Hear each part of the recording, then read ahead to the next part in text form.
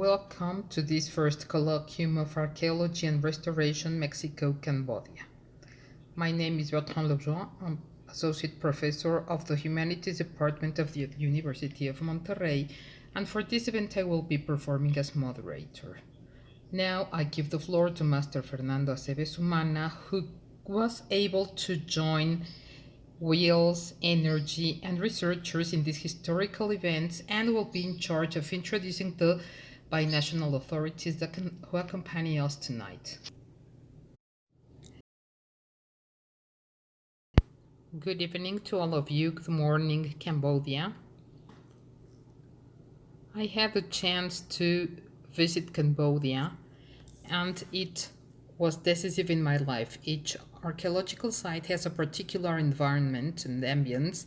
Each site has its unique features, and there is a similitude that we really don't understand well, which joins many coincidences, especially the type of soil, the weather, which would allow interchanges in terms of archaeology with Mexico for over 100 years. I am a painter, and I am really thankful that the group of archaeologists has accepted me and that thanks to them we are able to have this first colloquium, this first approach between both countries.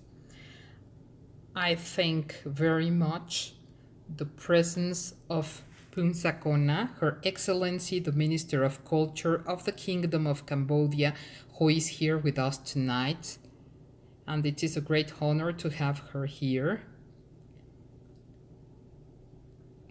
The Secretary of Culture, Alejandra Frausto, told us that she was not able to join because today is an elections day in Mexico and officers have banned to be present in events. But anyway, she accompanies us and wishes us luck. I also want to thank the attendance of anthropologist Diego Prieto, General Director of the National Institute of Anthropology and History, who is here with us.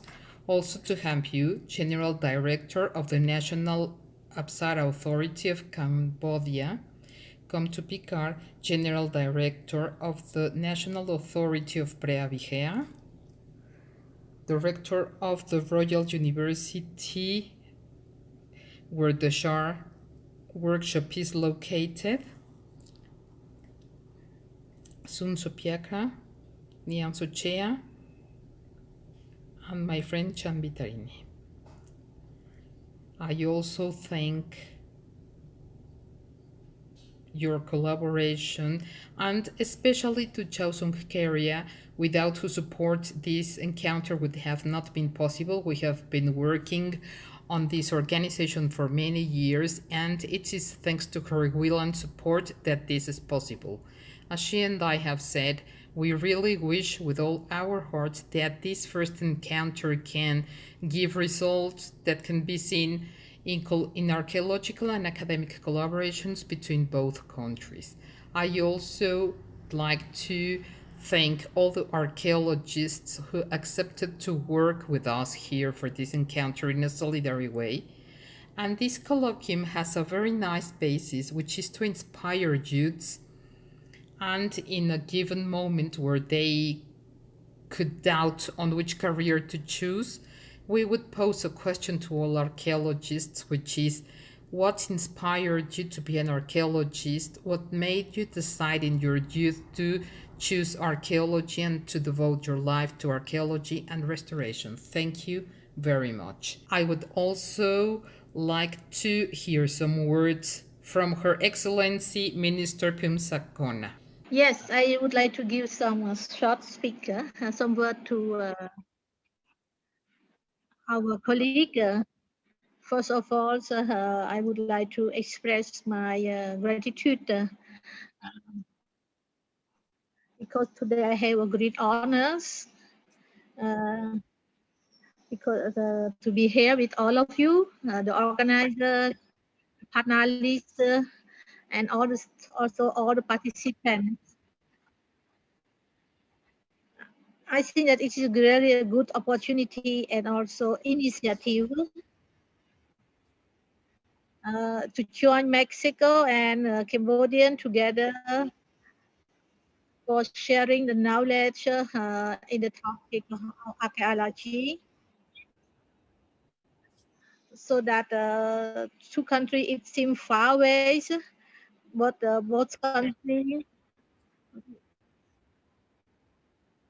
will have a great history, a great civilization, of archaeology, a great temple, it is very famous all around the world.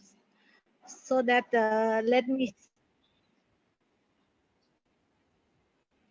me say on behalf of the ministry and our government, thank a lot for organizing this joint meeting, giving knowledge to all the participants. It's very useful for the work, for the future cooperation, and I hope that this kind of the activity will be done again and again, for the benefit of young generation. So thank you very much for the organizer and for everyone, panelists and all participants. And I wish all the best and very fruitful today our meeting. Thank you. Anthropologist Diego Prieto, would you like to give us some words? Yes, of course, I will be glad, Fernando. First of all, I thank you very much for this invitation. Even though I was traveling precisely from Oaxaca, which is the region of the Mexican Republic where Fernando lives and where he has the collective Tequio, La Buena Impresión AC, that has been a great propeller of this first colloquium of Archaeology and Restoration, Mexico-Cambodia, which I am sure that will not be the only one, but will be the first of a series of colloquiums and encounters that will increasingly be more intense and fruitful,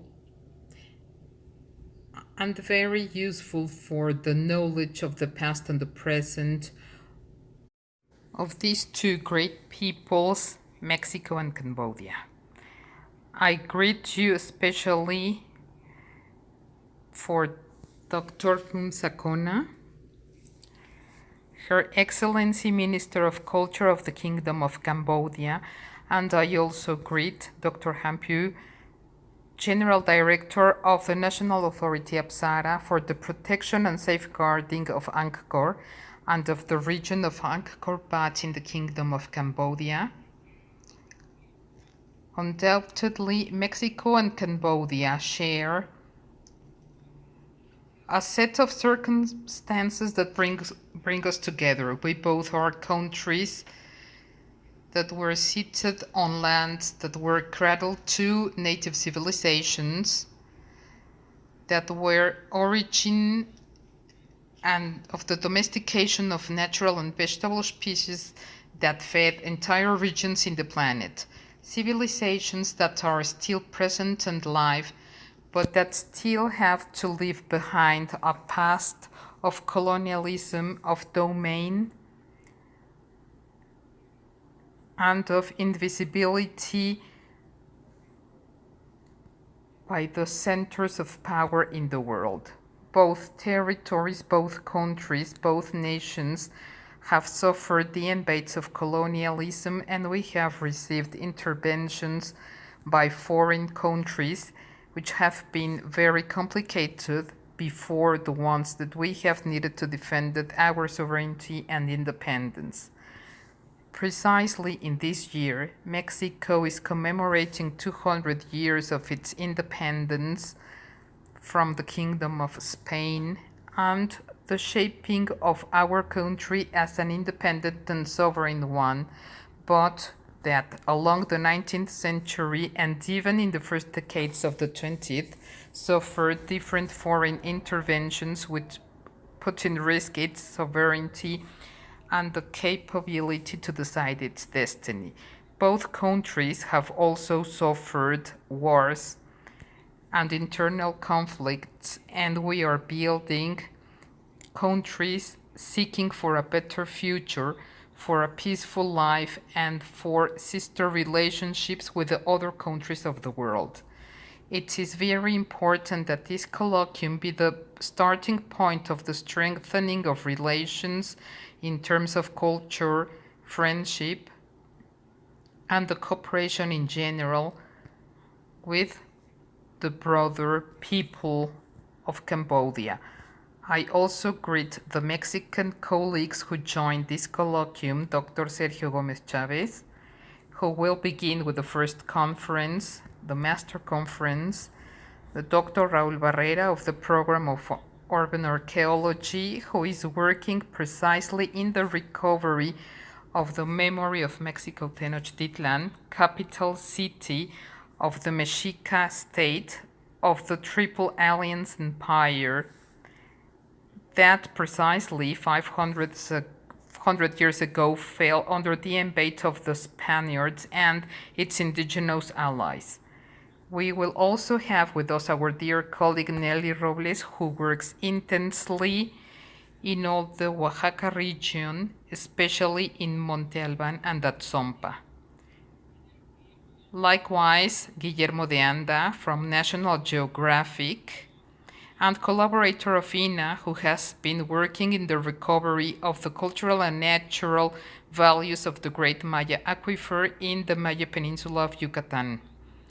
Undoubtedly, Yareli Haidar, colleague of the UNAM expert in science materials, who has collaborated in the definition of conservation and restoration strategies of archaeological property.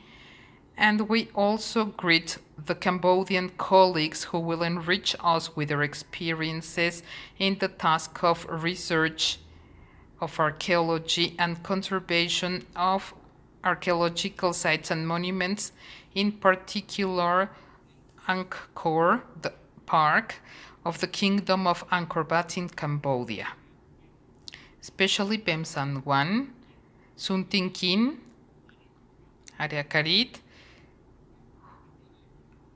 and also Kiu Chan. And of course, to the great promoter of this first colloquium, our dear Keria Sun. I trust that this first colloquium will be the starting point of a large collaboration between the archaeology sciences, the conservation and restoration, and anthropology of Cambodia and Mexico. Very good luck.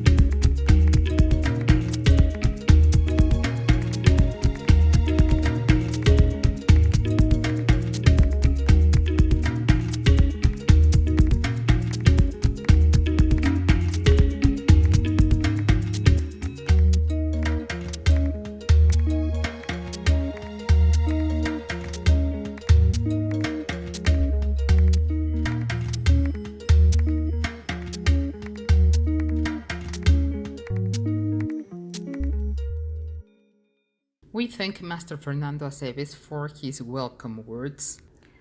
And now, before the authorities of both countries, I am glad to share with you a brief CV of Dr. Sergio Gómez Chávez. Dr. Sergio Gómez Chávez is director of the Ciudadela project and the Tlalocan project, in charge of the exploration of the tunnel under the temple of the Feathered Serpent in Teotihuacan. He graduated from the National School of Anthropology and History. He is full-time research professor at the National Institute of Anthropology and History. He has published almost 100 articles in Mexico and abroad that address aspects on the writing system and language in Teotihuacan, specialized craft production, spatial organization of the neighborhoods, the ball game, ethnic groups residing in Teotihuacan, and the protection of the archaeological and historical heritage of Mexico. For several years, he was a professor at the National School of Anthropology and History. In 2005 and 6, he made academic and research stays at La Sorbonne, Paris 4, and the École des Hautes Études en Sciences Sociales in France. Since 2002, he has directed the Ciudadela project and the Tlalocan project, consisting of the exploration of the tunnel under the Temple of the Feathered Serpent in Teotihuacan. In 2005, he received the Teotihuacan Prize for the Best Research. In 2015, the Chinese Academy of Social Sciences presented him with the Field Discovery Award for the world's greatest archaeological discovery. He has lectured at museums and universities in the United States, France, Germany, Japan, Denmark, Puerto Rico, Spain, Canada, El Salvador, and China. He has been guest professor and lecturer at La Sorbonne University, Harvard University, University of Copenhagen, Aichi University, Japan, and the David Rockefeller Center, among others. Welcome, Dr. Sergio Gómez Chávez. Please, you may begin. Thank you very much. Good evening, Mexico. Good morning, Cambodia. First of all, I want to thank Fernando Aceves and the collective La Buena Impresión for the invitation to take part in this first colloquium of Archaeology and Restoration. I also want to thank to the authorities of Cambodia and Mexico, to the authorities of the National Institute of Anthropology and History. I am going to share my screen, and my presentation will be about archaeology and conservation in Teotihuacan, one of the most important archaeological sites and most impressive that we have in Mexico. I have been working in Teotihuacan for over 40 years, and along my presentation, I want to try to express which is the feeling and the emotion and which is the commitment that archaeologists in Mexico have to work in a place like this, an outstanding site that has lots of possibilities for research in terms of archaeology. First of all, I need to locate for our friends in Cambodia and for those who are far from here, where Teotihuacan is located. Teotihuacan is located on the central plateau of the Mexican Republic, and it is 45 kilometers away from what was the great city of Mexico. Each year, millions of tourists arrive to Teotihuacan and visit some of the main monuments. On the image, we can see on the left side in the upper part the Pyramid of the Moon and the Pyramid of the Sun in the center. These are two very important monuments that we have in this site. Each year, millions of visitors arrive to this place, and they come with different kinds of intentions from what we, the archaeologists, do. That's why the National Institute of Anthropology and History intends to present an outline in which we can present all the investigation on this important site. I must point out that it was here in Teotihuacan where Don Carlos de Sigüenza y Góngora, the first Mexican historian who did archaeological diggings, the first one made in the American continent, was a digging developed in the year of 1675. In 1675 until the end of the 19th century, many other travelers arrived to Teotihuacan and left beautiful images of what they considered or what they could see. Evidently, these are romantic images and descriptions which were very far from what we know today about this site.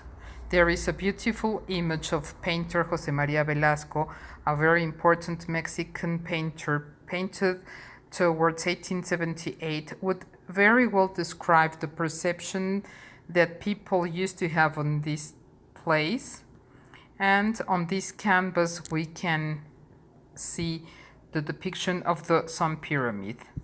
Around 1865, an architect who was also a spy for the government of the Second Republic of Napoleon III arrived to Teotihuacan and is probably the one who did the first archaeological diggings in an extensive way on this site.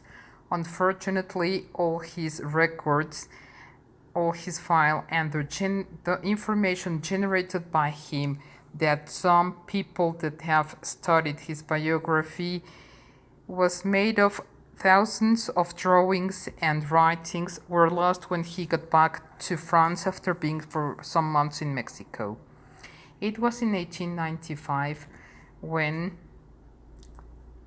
the official archaeological diggings began in Teotihuacan. A Mexican archaeologist would be the first to carry out the exploration on the Sun Pyramid in Teotihuacan. This exploration was entrusted by the then Mexican President Porfirio Diaz to commemorate the first centenary of the independence of Mexico. However, today, the knowledge we have on Teotihuacan is very far from those romantic images and from those first impressions of those who began to work in this place. The city of Teotihuacan is recognized as one of the most complex societies that ever existed in Mesoamerican territory.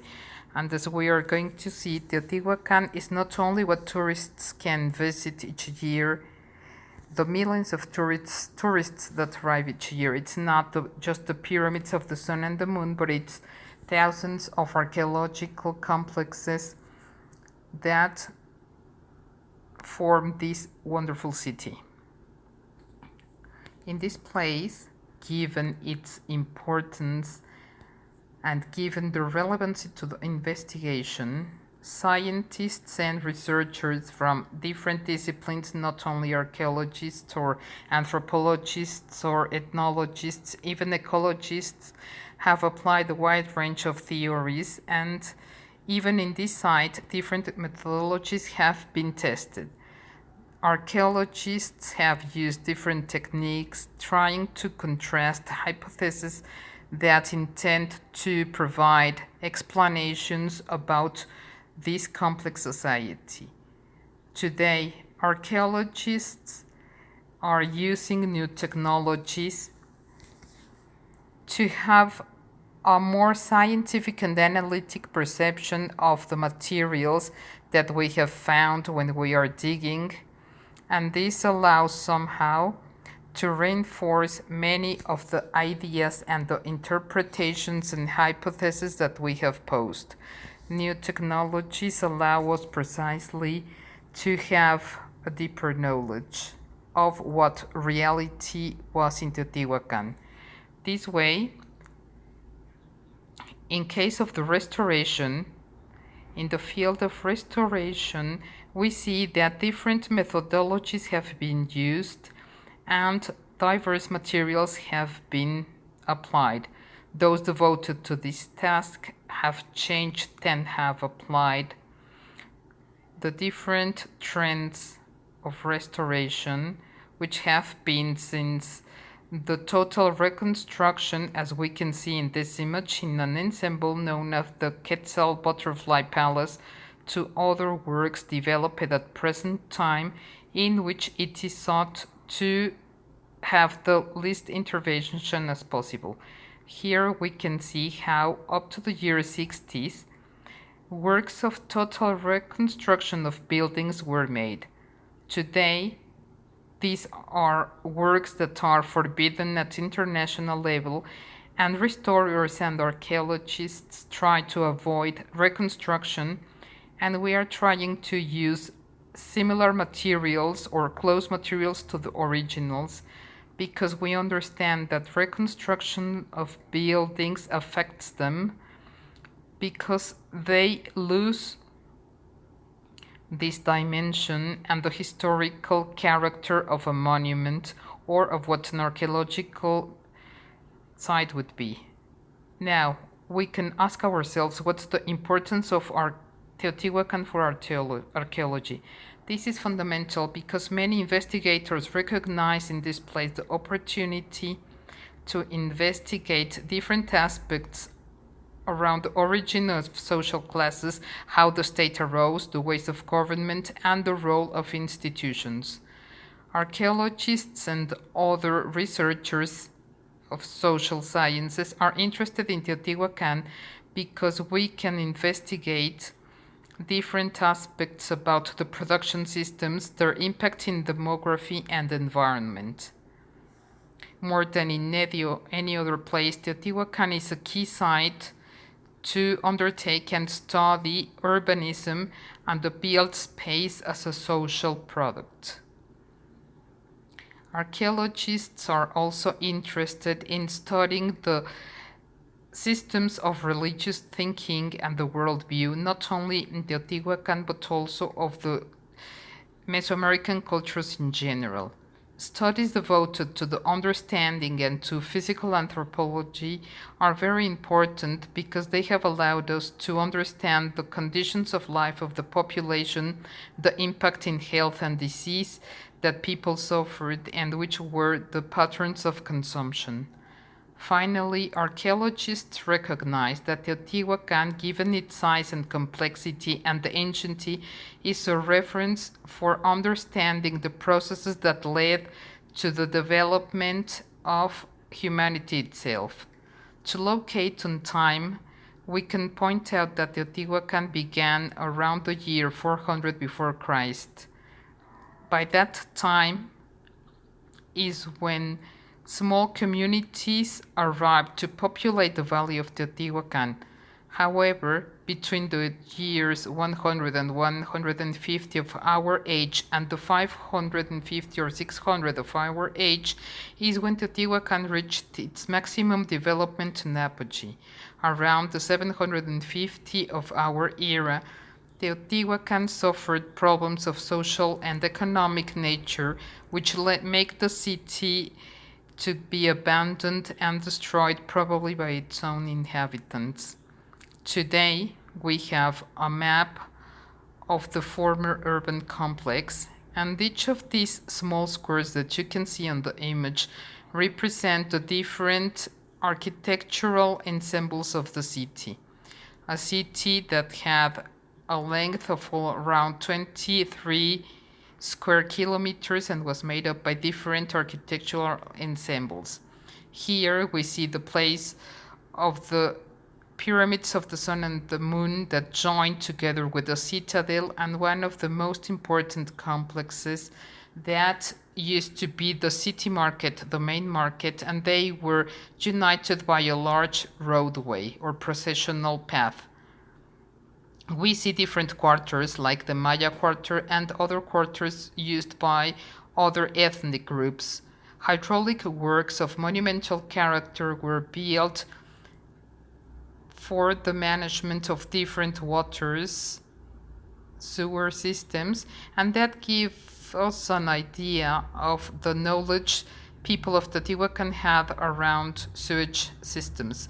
They had an impressive drainage and they also had a water supply system for the daily life use and for all the activities which was carried out through different kinds of wells. Here in the image we can see how these constructions represented on this map maintain a spatial orientation which is a 15 degrees 17 minutes deviated to the east-north.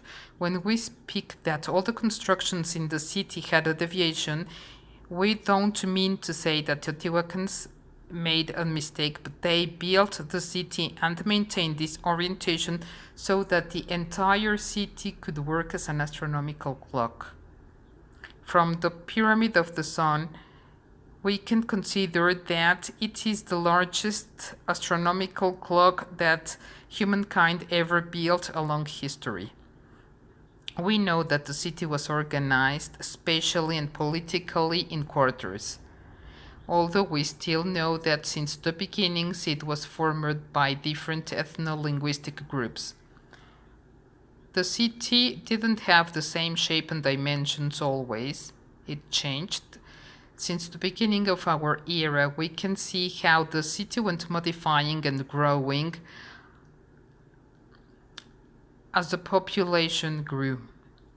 At the beginning of our era, the city would probably have 17 square kilometers and probably up to 50,000 inhabitants. The Metepec phase, which is one of the final stages, the city ended having 22.5 square kilometers and probably between 150 and 170,000 inhabitants. For us, these are small numbers because our cities are very large, having millions of inhabitants, but in that time, very few cities or settlements, not only in the American continent but in the world, reached to have such a large population and concentrated in one same space. In this image, you can see some of the three main architectural complexes of the ensemble of Teotihuacan, and here I am pointing out at one of the main waterworks, which is the Canal of San Juan, an impressive work. We see the roadway of the dead. In the upper part, we can see the area that comprised the Pyramid of the Moon, then the complex of the Sun Pyramid, and more to the south, the complex of the citadel below the San Juan River.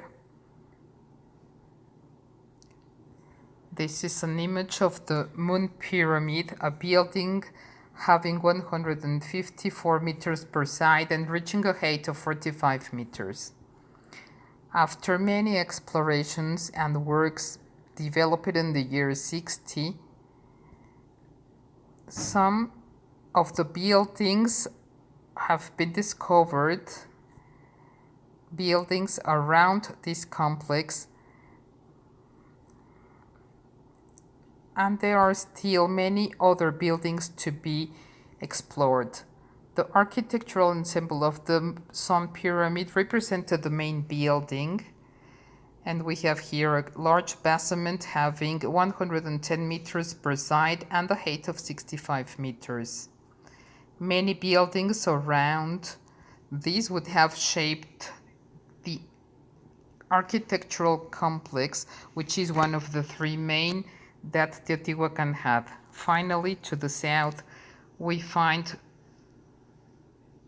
the architectural complex of the citadel, having in the center the temple of the Feathered Serpent, a building that has been given different interpretations a long time, but today we think that it was a building that was dedicated to commemorate the beginning of the mythical time or the beginning of the calendar and the cycle of days. This is one of the most emblematic and important buildings that we have, not only in Teotihuacan, but also in Mexico. Teotihuacan was the largest exchange center of production and consumption of all kinds of merchandises in Mesoamerica.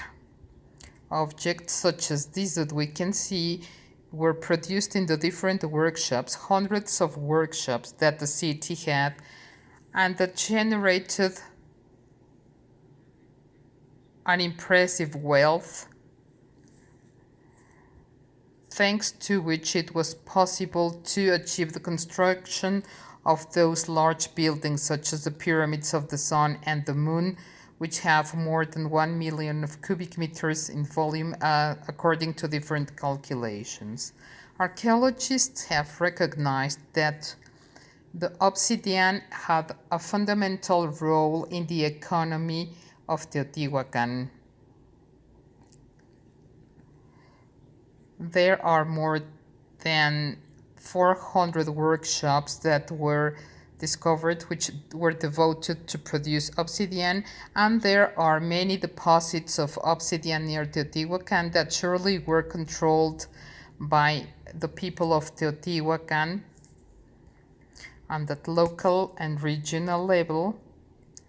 The distribution and exchange of these resources made in the city was very important in terms of economy for the city. Something that is very surprising for us is the scarce or limited technology that people in Teotihuacan and the Mesoamerican cultures used, where most of the tools were made of bone and stone. We must recognize that it was until very many time after Teotihuacan disappeared that metals were used in Mesoamerica, but during the apogee of Teotihuacan and other cultures, the tools were basically made of bone, stone, and wood, and metals were not used during the pre-Hispanic time. The scarce technological development of these cultures was compensated with a useful use of the workforce, which is one of the explanations that we have, how with a so limited technology they could reach such important advances as those we can see. We know the construction process in terms of architecture, the volumes for building the volumes of the pyramids or the pyramidal basements. For example, on this scheme we can see the process that was followed, like forming kinds of boxes that were filled with sand and stones to give the volumes and shapes to the different basements. Here we recognized some of the features of the architecture, the monumental architecture of these basements. Some of the main elements that are characteristics of this kind of monuments are the talud and the boards. Here we see the inclined part is the talud, and here we see some moldings marking an inlaid space and the stairs that allowed the access to the upper part, and these stairs were delimited by elements called alfardas. The function of these basement pyramids was to support on the upper part a temple or probably a chamber that was used to keep the statues of the deities, and in some cases probably were used as chambers for high rank people. Architecture is very important and characteristic of Teotihuacan because there we can see the combination of the ku, which were religious spaces with shrines, combined with other spaces devoted for the daily life and for other activities. That's why architecture in Teotihuacan is so attractive and interesting for those who studied the shaping of the space, not only in terms of architecture itself, but as a result of a social product. In terms of symbology, the pyramids and the pyramidal basements also represent mountains, sacred mountains that in their inside have symbolically all those elements and materials that are needed by human beings or living beings for their sustenance. Inside these basements are kept all the food, the supplies, and all those material elements and strengths that allow life. That's why architecture is closely bound to the concepts of the world view and the magical thought, not only in Teotihuacan but in general in ancient Mesoamerican cultures. We have very interesting information and very complete about architecture and the characteristics of architectural elements in the dwellings and dwelling ensembles in Teotihuacan, we will always find open spaces limited by closed spaces and spaces that allowed circulation towards other architectural units where the same pattern is being repeated, and therefore we will always find open and closed spaces and access between them. That's why when looking at the maps of the architectural ensembles, we can understand, and it would seem easy to explore this type of settlements, because that way we can know what is beyond a patio or a square, and we will always find closed spaces around these open spaces that were sources of illumination and ventilation.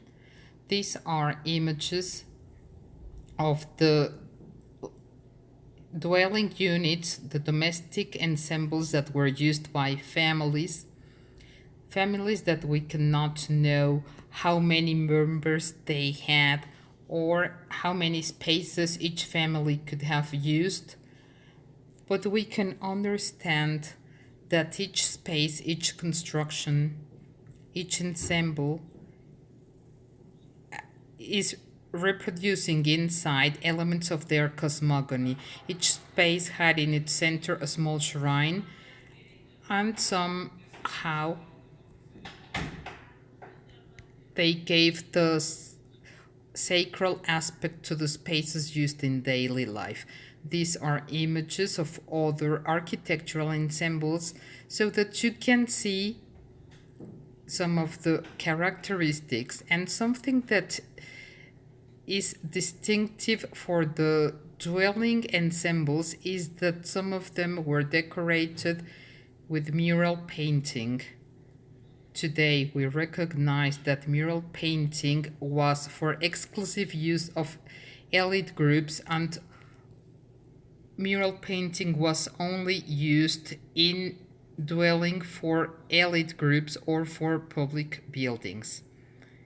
It must have been impressive to visit a place like this, and here we see a reconstruction made some years ago, which in fact doesn't really look like the reconstructions that we can see today being made with the recent technologies, but I wanted to show it to you so that you can get an idea of the perception, or how would it feel to enter into these spaces where we can see the patios, and how in the corners and in other spaces we can find access to other closed spaces that were decorated with diverse motifs, all of them always religious motifs, which referred to the groups that occupied these spaces and that surely had the function of reinforcing the identity of those who inhabited these spaces.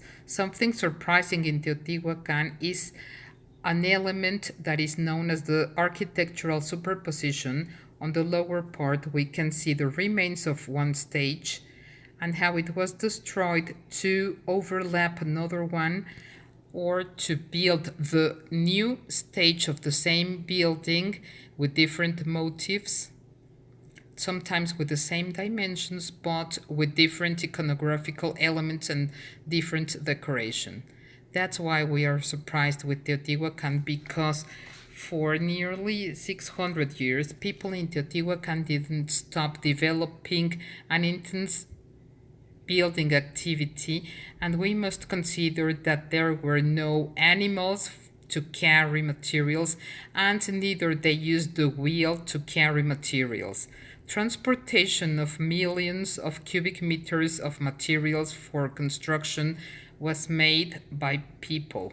They carried on their back all the materials using a device called mecapal.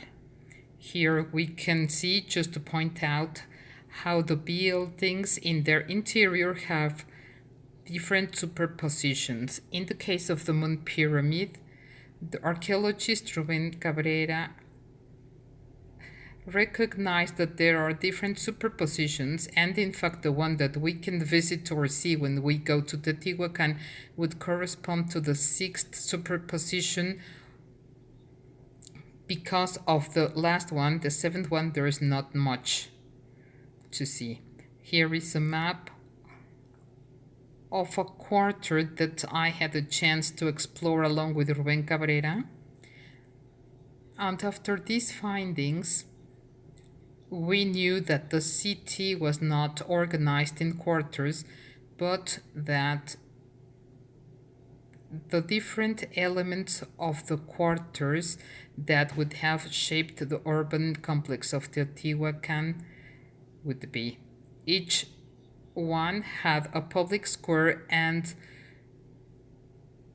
institutional buildings and other for government activities, the dwellings used by the elite classes, which were decorated with mural painting, and the housing for the population in general. Population that was devoted to the production of different handcrafts.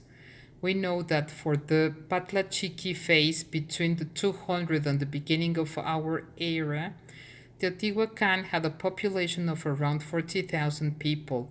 In this part I am placing Teotihuacan, and in that time there was another city south of the basin of Mexico with which Teotihuacan competed in different aspects.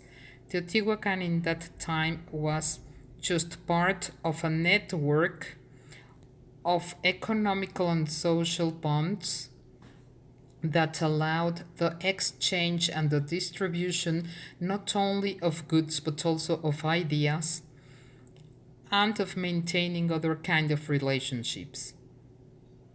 However, some centuries later, Teotihuacan, located on that spot, is located on the center of a network, a large network, because Cuicuilco, which is found in the south of the basin, was buried when the Ixtle volcano erupted. And this way, Teotihuacan, and we can say that its economical success was given by the integration of this large network of economical and social bonds that evidently brought many benefits in terms of economy and political benefits for Teotihuacan. For many centuries, Teotihuacan sought to have different resources from different places. That's why they established different routes for the supply of different resources that could be used for the consumption of the population residing in the city. I must say that Teotihuacan is a small valley where there are very few resources. Most of the food to feed the population in Teotihuacan was brought from different places. There are calculations that suppose that the city had between 175 and 200,000 inhabitants, but the valley of Teotihuacan could only sustain in terms of food production only 40,000 people, in such a way that most of the food that was consumed in the city was brought from other places. And in farther places like the Maya zone, the people of Teotihuacan went in search of resources used by elite classes. In the 378, this is a very important date because Teotihuacan invaded the Maya area and conquered one of the most important cities that then existed in the Maya area, Tikal.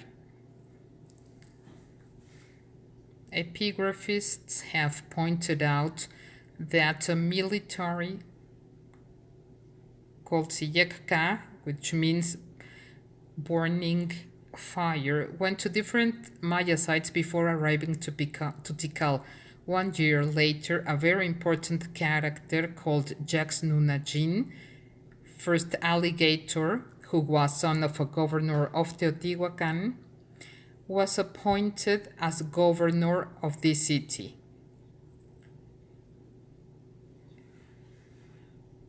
By any chance, the first ruler of this city had died, and it is said in different texts that he had entered into the water.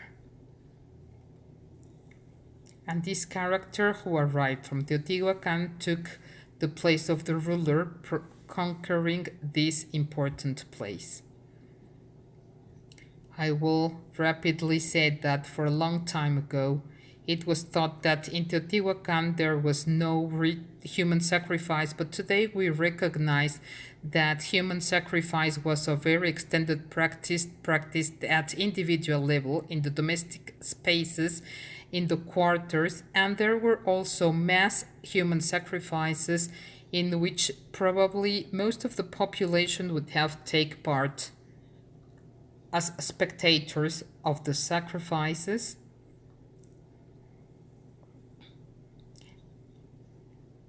And in these sacrifices, many sacrificed people took part.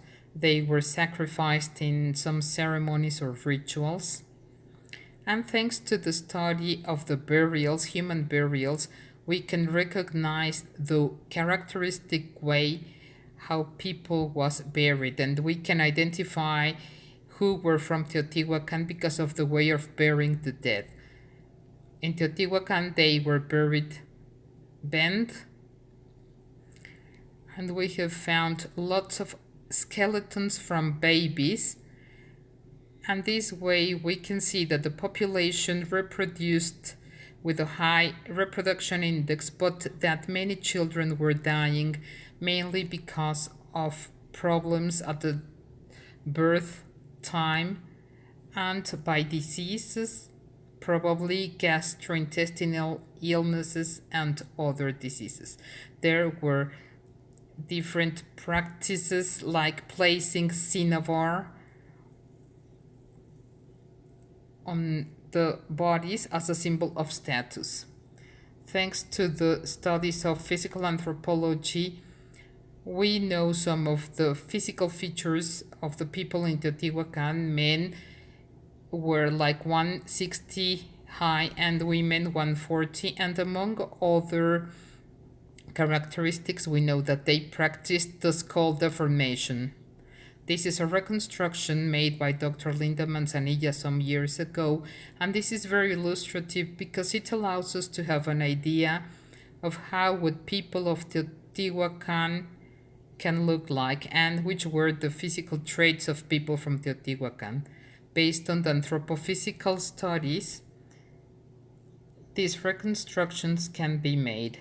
Nowadays, we can use different resources that can be more precise, but finally, all of these give us an idea of how people of Teotihuacan could have looked like in that time. I think that reconstruction is not very far because now we can see here a picture of a colleague of us from Teotihuacan, and I think that the reconstruction made by Dr. Manzanilla is very accurate and close to what a Teotihuacan could have looked like. For a long time, it was doubted that Teotihuacan had a writing system, but we could confirm when working with Master Rubén Cabrera, we could discover a series of glyphs that confirmed that Teotihuacan used and had a writing system that lasted over many centuries and that probably was very similar to that utilized in codexes for later times. Until here, we have made a trip around Teotihuacan and what we know about it, and we would obviously need more time to speak about all that we know and all the knowledge that has been generated, especially in the last 50 or 60 years, in which research has been developed in a more systematized way using other techniques. Now I am going to speak about the exploration I am carrying out for around 13 years in the tunnel below the Feathered Serpent temple.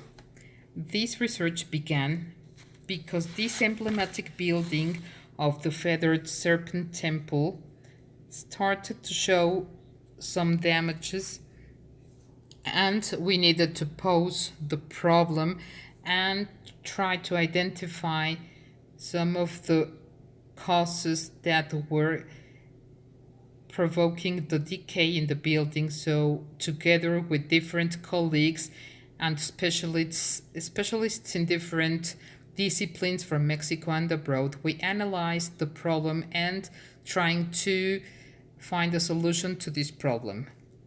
Being working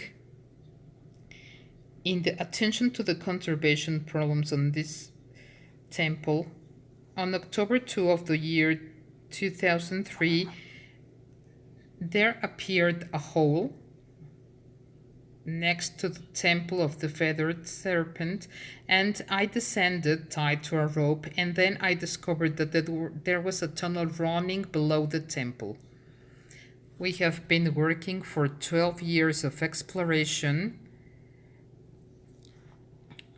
continuous exploration in the most systematic way, because we knew that we had the chance to find very important elements. And this has also given us the chance to carry out the exploration of this important architectural element and to utilize different technologies, only as resources that have favored and the exploration of this important element. For 12 years of continuous work, we have need to adapt different strategies to carry out to a good end this exploration, and finally the intention is to provide an explanation, a scientific explanation of all that we have found and about the meaning that Teotihuacan people gave to this underground channel. In these 12 years we have found, for example, here is the space through which I descended. We couldn't enter more deeper into the shaft until I proposed to dig to find the main entrance, and then along these years we have advanced meter by meter, centimeter to centimeter, discovering many offerings and many objects which have given us a unique experience and that give testimony to the work that we have developed at the National Institute of Anthropology and History. The merit is not only mine, but of all the team that has worked and collaborated with me, and of all the researchers that shape the National Institute of Anthropology and History. This is a sample of the thousands of objects that we have found and that attest the richness and the importance of this archaeological exploration. Specialists in different materials collaborate with me, analyzing and studying the different materials. Here we also have the collaboration of a very important team of restorers who have been devoted to the recovery of the different objects that we have found during the exploration. Incredibly, we have recovered more than 20,000 different seeds in perfect state of conservation. We have cocoa, we have bean, maize, and many botanic material that will help us to understand different aspects about the environment in that time and about the botanical resources that were utilized with ritual ends. And in the case of cocoa, some of the materials that were imported from far places. We have thousands or maybe hundreds and thousands probably of bone remains of different animals that were deposited in the tunnel. Some of them were furs.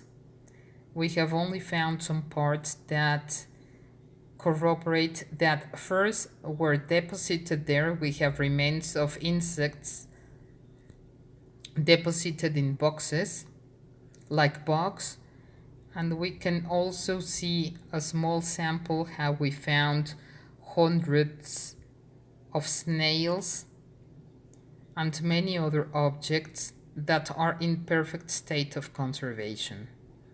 Finally, when we reached the end of the tunnel, we found two extraordinary sculptures,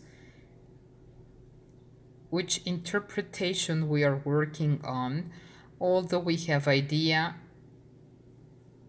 of the symbolism and meaning of these magnificent sculptures that, as you can see, three are depictions of women dressed with a skirt and with a kind of clock called quechquemetl in Mexico, and the male character, which is smaller than the sculptures of women,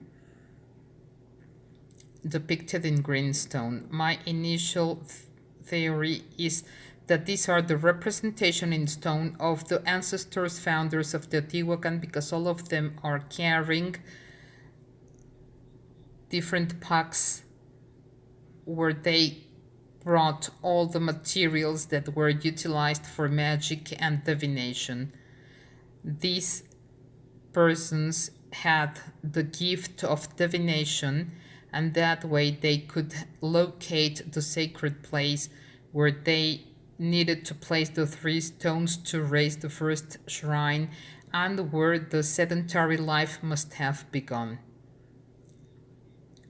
I also want to point out that this work developed is not only mine, but it's from a large work of collaborators. These are technicians in restoration, youths that have been trained and that take part in the exploration, and each of them is assigned to a specific task. Finally, I have been asked to speak a little bit about why I am an archaeologist, and I want to tell you that I arrived to Teotihuacan when I was 19 years old, and today I am 60 years old, and I've been 2/3 of my life working in this impressive and magnificent place. Before arriving to Teotihuacan and being an archaeologist, I had the chance to study psychology. And when I had my first encounter with archaeology, I realized that I was finally dealing with similar aspects of although the way to face them was different. So now we are trying to understand aspects of worldview and thinking and the form of acting and being of the people from before and the people of today. And this way, I consider myself as an archaeologist, a very fortunate person and very lucky, because I have the chance of entering or having access to things that give me the opportunity to understand and to deepen into our past and to understand the behavior of Pues human ya nos van beings. llegando Thank las you very preguntas, que much. son varias, para el doctor Sergio Gómez. Entonces las vamos a replicar ahí en voz alta, haciéndonos el portavoz ahí de quienes nos están escuchando y quienes están participando a este panel. Primera pregunta de parte de Francisca. La pregunta viene siendo Francisca, para hacer completo, Francisca Martínez, pregunta: ¿existen más túneles y hay una relación entre el túnel de la pirámide de Quetzalcóatl con las cuevas de la zona? Existe bajo la pirámide del Sol otro túnel descubierto en los años 70. Tiene las mismas dimensiones que el túnel que nosotros hemos explorado. Sin embargo, la diferencia es de que cuando se descubrió en los años 70, prácticamente estaba vacío. alguien había entrado y probablemente extraído muchos materiales importantes que debieron haber sido depositados ahí. Tanto el túnel de la pirámide del Sol como el túnel de la serpiente emplumada, mi propuesta es que debieron haber sido originalmente depósitos funerarios. Debieron haber funcionado como tumbas de alguien muy importante, probablemente algunos de los gobernantes más antiguos de Teotihuacán, y por alguna razón fueron saqueados. En el caso del túnel de la pirámide del Sol, no tenemos muchos más elementos, tenemos muy pocos materiales que se lograron recuperar.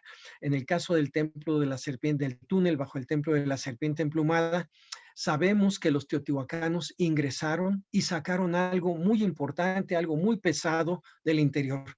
Desafortunadamente jamás vamos a poder saber qué fue lo que sacaron, aunque mi hipótesis es de que sacaron los restos probablemente de alguna persona contenida en una urna. No lo sabemos. Hay otros túneles en Teotihuacán, otras oquedades, pero no mantienen relación con estos. Estos tienen una orientación muy específica y se encuentran bajo los dos templos más importantes o edificios más importantes, que es el de la pirámide del Sol y de la Luna. La orientación de este a oeste o de oeste a este está marcando precisamente esta vinculación que sabemos existía entre la forma como se concebía el inframundo. El inframundo al cual se accede desde el oeste y tiene la parte más importante en el lado este. Por eso nosotros, cuando iniciamos la exploración, sabíamos o habíamos postulado como hipótesis que al final del túnel, en el lado este, debíamos encontrar la tumba de alguien muy importante o una ofrenda que refiriera precisamente la importancia del lugar, la importancia sagrada y simbólica de este lugar. Muchas gracias por esta respuesta. Pasamos a la segunda pregunta, que viene siendo, bueno, más bien hay de experiencias profesionales, laborales. ¿Ha tenido la posibilidad de realizar exploraciones en otras partes del mundo? Y ¿dónde ha permanecido más tiempo fuera de México? Toda mi vida profesional, todo el desarrollo de mi vida profesional la he realizado precisamente en Teotihuacán. Llegué a Teotihuacán siendo estudiante de la carrera de psicología y por azares del destino me ofrecieron un día un trabajo en este lugar. Yo era encargado, me ofrecieron el ser encargado de una pequeña biblioteca, formar una pequeña biblioteca y fue muy interesante porque eso me dio la oportunidad de leer muchísimo. Mi trabajo era conseguir todo el material bibliográfico, los libros para los arqueólogos que trabajaban en ese momento en un proyecto muy importante que se llevaba a cabo en Teotihuacán, y mi trabajo era leer y pasarles los síntesis, los resúmenes a los arqueólogos, y entonces por esa razón, pues poco a poco me fui involucrando en la arqueología hasta que un día abandoné mis estudios en psicología y me dediqué a la arqueología. Siempre he trabajado en Teotihuacán, no he trabajado en otro lado. Me gustaría trabajar en Camboya, por supuesto. Es un lugar que visité alguna vez y me impresionó. Sería muy importante trabajar en otros lugares porque es una manera de nosotros, los arqueólogos, de tener elementos de comparación. Yo creo que ya es muy interesante saber un poquito el origen de todo esto, ¿no? De saber de cómo se puede desarrollar una carrera de arqueólogo, aun cuando uno haya estudiado otra cosa antes. Muchas gracias, Sergio. Tercera pregunta. Ahí sí, regresando al túnel, ¿qué fecha le han dado a las esculturas que se encontraron en el túnel? ¿Las ofrendas son contemporáneas? Algo que nos ha sorprendido es de que todos estos depósitos se realizaron en un periodo de tiempo muy corto. Nosotros tenemos fechamientos obtenidos por medio del análisis de carbono 14, y la fecha más antigua que tenemos es 70 de nuestra era. De tal manera que la construcción del túnel debió haber sido hacia el inicio de nuestra era. El túnel permaneció utilizándose por cerca de 200 años, 250 años, hasta que finalmente los teotihuacanos deciden clausurarlo y nadie más volvió a entrar ahí hasta que nosotros tuvimos la suerte de encontrar el tiro que nos permitió el acceso a este importante elemento.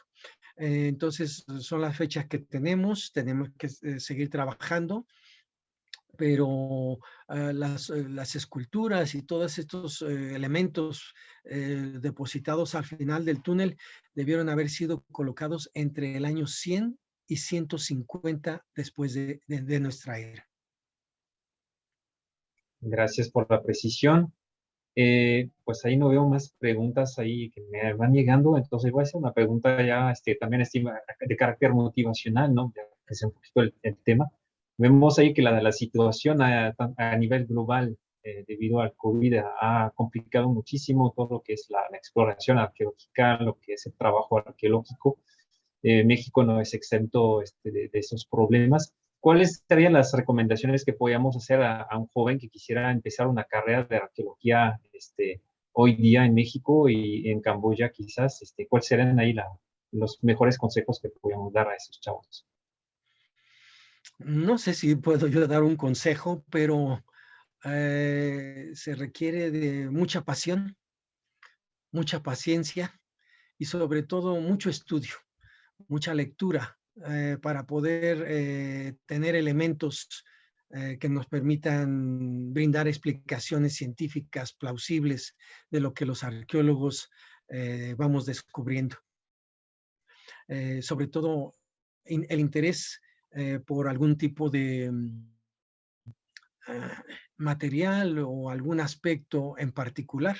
He dirigido algunas tesis de estudiantes de licenciatura y lo primero que les digo es, yo no te voy a dar el tema, tú tienes que buscar y saber qué es lo que te gusta, qué es lo que te apasiona y qué es en dónde podrías tú, de qué manera podrías tú colaborar para entender mejor un aspecto o resolver un problema. Entonces, pues creo que los jóvenes en México tienen mucha oportunidad para desarrollar un trabajo en el ámbito de la arqueología, aunque desafortunadamente las posibilidades de encontrar trabajo a veces son difíciles, pero hay un campo muy amplio para el desarrollo de la investigación arqueológica. Muchas gracias, Sergio Gómez.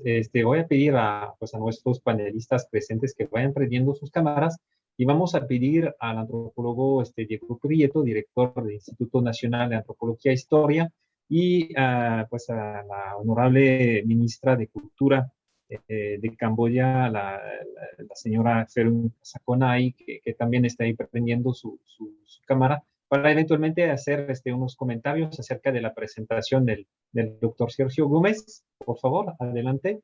Empezamos quizás con el antropólogo Diego Prieto.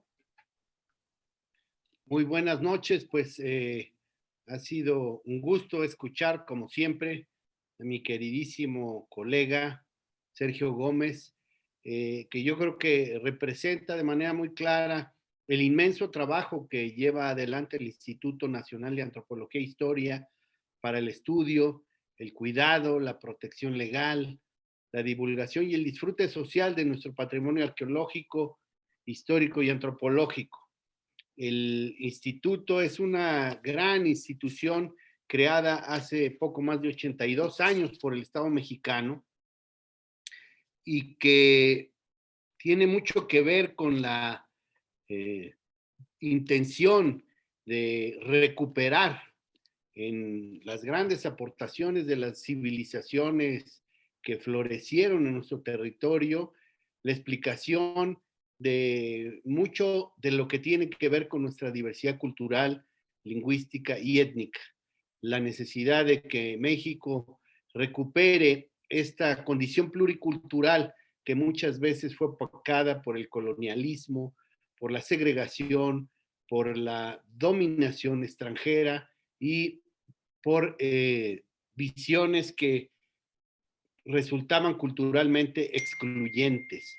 Y en ese sentido, yo recuperaría lo que planteó Sergio. Es muy importante que podamos hacer intercambios académicos en terreno y que los colegas de Camboya puedan venir a México a conocer los trabajos que se llevan a cabo en Teotihuacan, en el Templo Mayor, en Monte Albán y Atzompa, en el área oaxaqueña en general, pero también en el sureste, donde ahora estamos llevando a cabo un trabajo inmenso de salvamento arqueológico y de investigación regional de la arqueología y la antropología del área maya mexicana, a resultas de este gran proyecto del gobierno mexicano, que es el que se ha denominado el Tren Maya.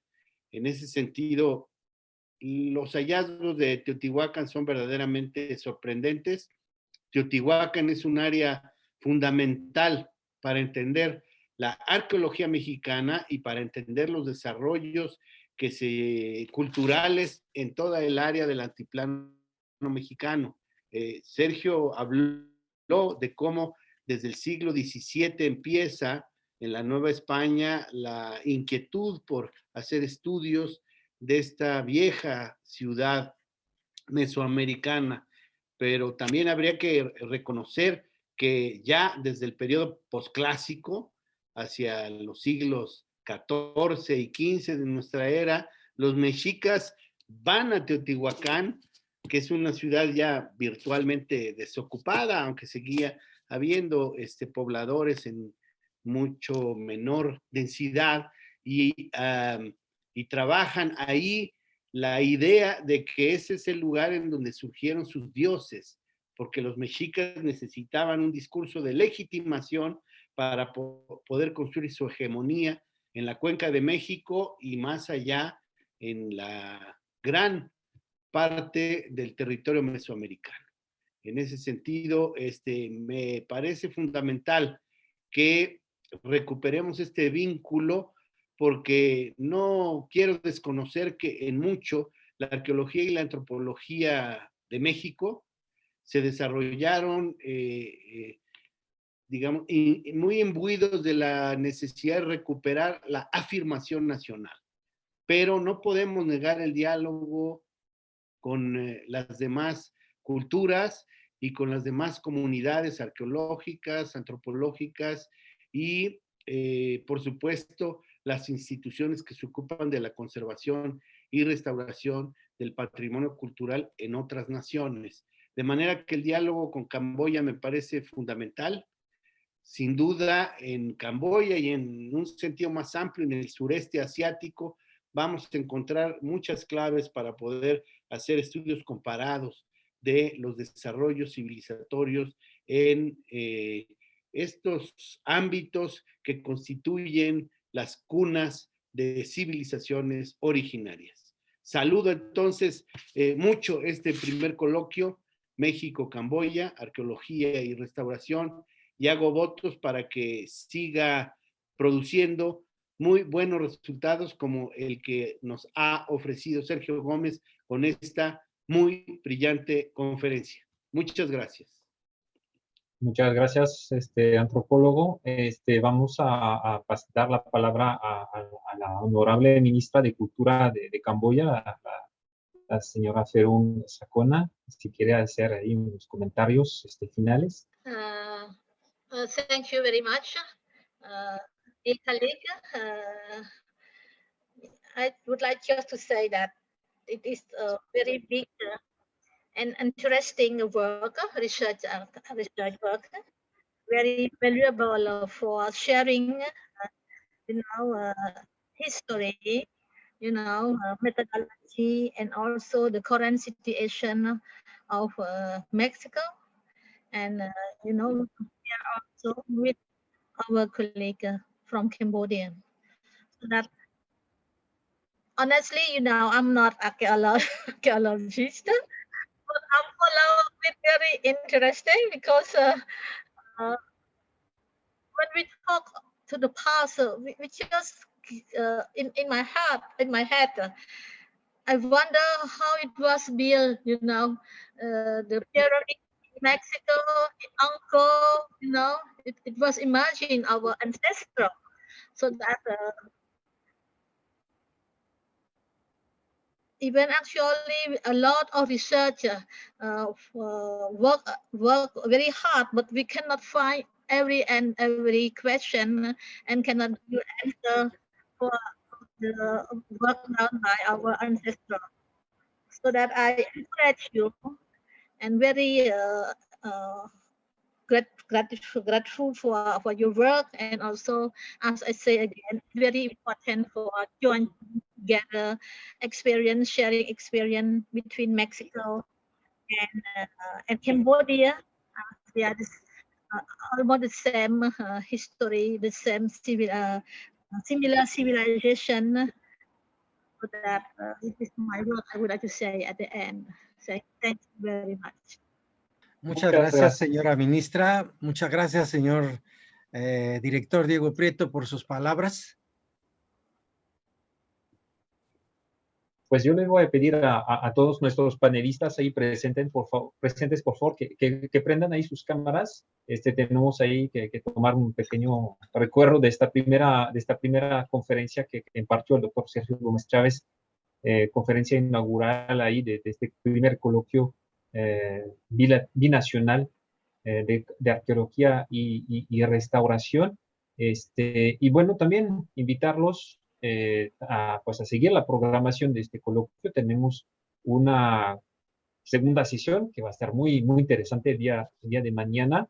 Va a estar con nosotros la doctora Nelly Robles, que fue en su momento directora de la zona arqueológica de Monte Albán y también integrante del Consejo Nacional de Arqueología.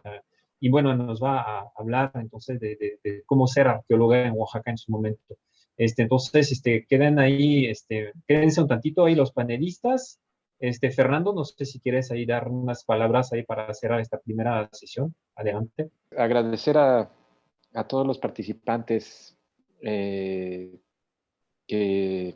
pues están aquí con nosotros. Y pues bueno, seguimos con la idea, ¿no? Nosotros en realidad somos pintores.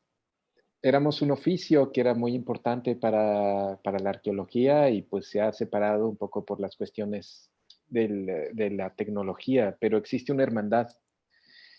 Y yo creo que tanto la labor que nosotros hacemos, que es dibujar de espacios y tratar de representar la naturaleza y sobre todo el ambiente de los sitios arqueológicos, puede dar pie a colaboraciones como estas, ¿no? Yo espero que si se dan intercambios académicos y científicos con Camboya, sea una experiencia tan bonita como la hemos tenido con la Royal University of Fine Arts. Y pues hago votos para que estas oportunidades de las que estoy muy agradecido puedan repetirse y puedan repercutirse también en las nuevas generaciones. Porque eso es lo más importante para nosotros, ¿no? La capacidad de sorpresa de los jóvenes y la capacidad de generar sorpresa de nuestros ancestros. Muchas gracias. Muchas gracias, Fernando Aceves, organizador de este coloquio. Gracias también al señor Quema y pues a Marcela ahí por la traducción simultánea para esta primera conferencia que nos van a acompañar durante los próximos días también. Muchas gracias a toda la gente del colectivo Tequio y les damos entonces la cita mañana a partir de las 20 horas para la segunda conferencia de este coloquio. Muchas gracias, excelente noche en México y gran y hermoso día hacia Camboya. Y muchas gracias al equipo. See you later. See you. Good Thank day you for very much. Cambodian. You just start working now. Okay.